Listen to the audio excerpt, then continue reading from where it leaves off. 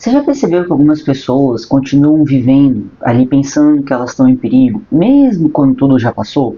Então, por exemplo, pessoas que estão sempre pedindo desculpa por tudo, parece que têm medo de tudo, desconfiam de tudo e de todos, não conseguem relaxar, têm muito medo, por exemplo, né, de serem abandonadas, e às vezes, por exemplo, sente culpa até de estar feliz. Também até medo, assim, por exemplo, de estar descansando. E o mais curioso, caso isso aconteça com você, é que você olha para trás e pensa: ah, já passou, eu já estou segura, né? Eu não estou mais naquele relacionamento, eu não estou mais naquela infância ruim, eu não estou mais naquela fase ruim da minha vida, né? Eu não moro mais naquela casa, não tem mais ninguém brigando comigo.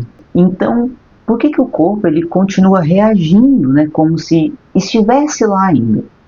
É sobre isso que a gente vai conversar hoje. Meu nome é Ingrid Labão e eu sou psicóloga clínica especialista em comportamento alimentar. O cérebro ele não vive num calendário, né? Vamos começar falando assim. Uma das maiores diferenças, né, entre ali o nosso lado racional, o nosso lado emocional, é que o nosso lado racional, ele entende data, claro que entende. Só que o nosso cérebro emocional, ele vai entender a experiência da coisa. Para ele, né, para a parte emocional, o tempo funciona de uma forma diferente. Então, por exemplo, imagine uma criança que ela cresceu ouvindo grito o tempo inteiro, né, brilho o tempo inteiro, os sentimentos dela eram desmerecidos o tempo inteiro. O que ela entendeu? Né? O mundo não é um lugar seguro, às vezes o mundo não é um lugar onde eu posso, de uma forma segura, manifestar minhas emoções. Anos depois, 20 anos depois, ela casa, ela mora ali na casa dela, com um parceiro, um bom trabalho, né, uma casa tranquila, uma vida estável, com amizades, uma vida normal, tranquila, boa. Mas basta alguém, por exemplo, levantar um pouquinho o tom de voz, que o corpo dela reage. Ela entende, né, o corpo entende o quê? Meu Deus, aquele perigo ele voltou. E por quê? Porque o cérebro ele reconhece um padrão parecido daquilo que ela já viveu ali, ó, 20, 30 anos atrás. Seu cérebro foi programado para sobreviver, não para ser feliz. E eu acho que essa é a ideia mais importante desse vídeo, embora talvez ela pareça aí um pouco cruel. Isso porque o nosso cérebro ele nunca vai acordar pensando assim: nossa, como eu posso fazer a Ingrid ser feliz hoje? Né? Embora sim, né, a gente tenha ali uma grande importância da emoção da felicidade. Então o cérebro não acorda pensando em: nossa, vamos ser felizes. Ao invés disso, ele faz o quê? Como eu posso manter a Ingrid viva hoje? Se um comportamento te ajudou a sobreviver no passado, o cérebro carrega isso, né? Ele lembra disso, ele guarda isso e vai replicar depois. Então, por exemplo, né, se você aprendeu ali na sua infância que era melhor ficar quietinho, né, não chamar muita atenção para si, porque se você chamasse, você, né, iria apanhar, ou iriam brigar com você, iriam retalhar.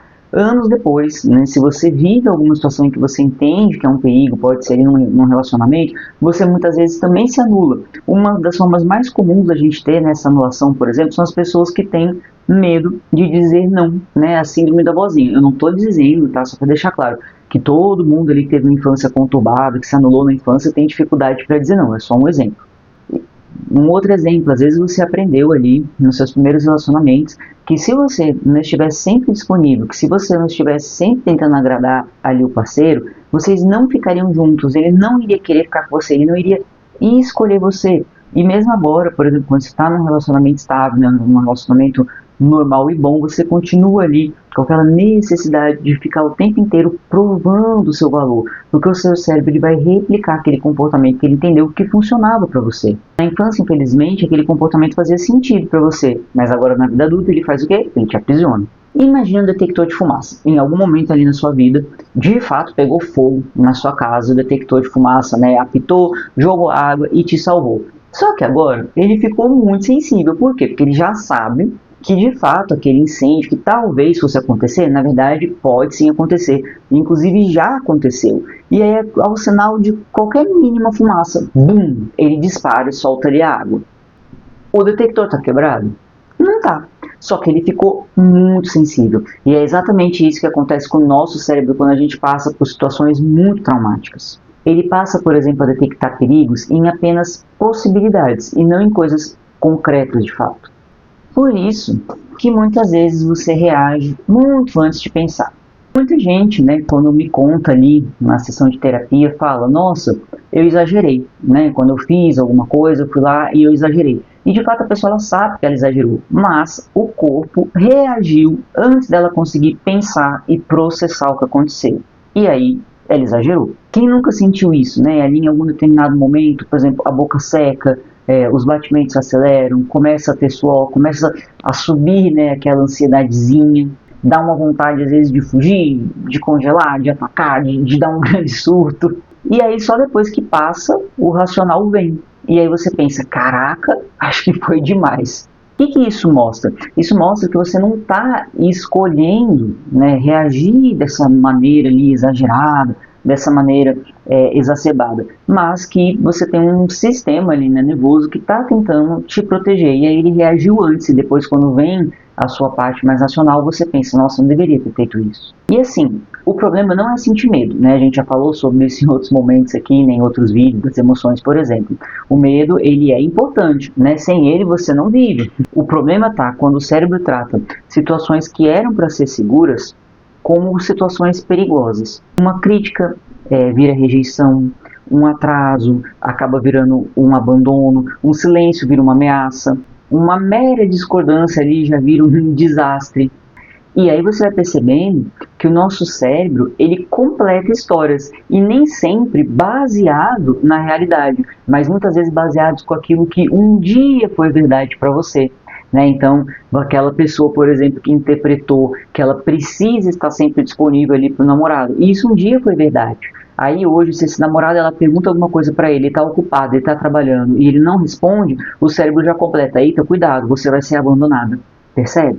E, infelizmente, sim, tá? O trauma, ele muda a forma como a gente enxerga o mundo, né? Então, duas pessoas, por exemplo, podem ver uma situação.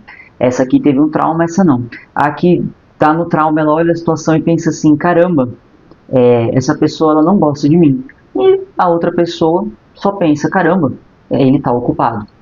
O que muda? Não muda o fato, certo? Se essas duas pessoas estão falando, por exemplo, de um namorado que demorou para responder, o fato não mudou, o fato é o namorado demorando para responder. O que muda é a lente como elas enxergam ali essa realidade. E traumas mudam essa lente, tá? Eles fazem a gente buscar uma confirmação de perigo naquilo que está incomodando. E aí a gente começa a enxergar apenas o perigo, a gente pede, né, para essa lente sempre buscar primeiro o perigo, para que a gente possa se precaver e não sofrer mais. É um mecanismo de defesa. Agora vem a boa notícia, né? Não dá para ter um vídeo assim também só de más notícias, né? Se você aprendeu, você também pode desaprender. E é justamente essa a base ali, né, da psicoterapia. A gente não consegue apagar a mente, né, igual aquele filme Memórias Eternas, de um brilho sem lembrança, não lembro agora que eles apagam a mente, mas a gente pode fazer o quê? Ressignificar. Outra coisa que a gente pode fazer é ensinar o cérebro que a nossa realidade, ela mudou.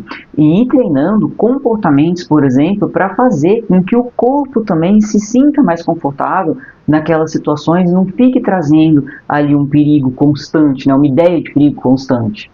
É um processo, muitas vezes é um processo bem demorado, claro que depende do trauma que a pessoa teve, depende do quanto ele reflete ali na vida dela, mas te garanto que com certeza é possível. E eu gostaria que você, né, se você é essa pessoa que passou por um trauma, levasse desse vídeo uma frase agora, que é o quê? Você não reage ao mundo como ele é. Você reage ao mundo como o seu cérebro aprendeu como ele era. E por que essa frase é tão importante? Porque ela faz a gente parar de se perguntar, por exemplo, o que há de errado comigo, né? Por que eu não consigo, né? Por que eu sou assim? E começa a se perguntar o que o meu cérebro está tentando proteger, o que ele está tentando alertar ali como um perigo. E é nisso que a gente foca para entender o que precisa mudar para você relaxar, parar de querer se proteger. Talvez você esteja usando um mapa antigo para caminhar numa cidade. E aí o que você precisa fazer não é mudar a cidade, é mudar o mapa. Se esse vídeo fez sentido para você, eu vou pedir para você me dar um like, que me ajuda muito. E se você gosta desse tipo de conteúdo, se inscreve no canal, que tem conteúdo como esse toda semana.